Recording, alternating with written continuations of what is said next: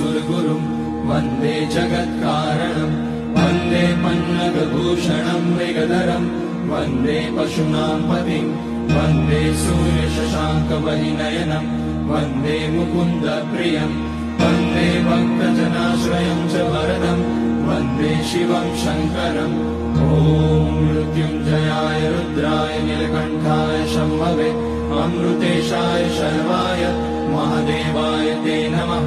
नमस्तेऽस्तु भगवन् विश्वेश्वराय महादेवाय त्र्यम्बकाय त्रिपुरान्तकाय त्रिकाग्निकालाय कालाग्निरुद्राय नीलकण्ठाय मृत्युञ्जयाय सर्वेश्वराय सदाशिवाय श्रीमान् महादेवाय नमः। ॐ नमः शम्भवाय च मयोभवाय च नमः शङ्कराय च मयस्कराय च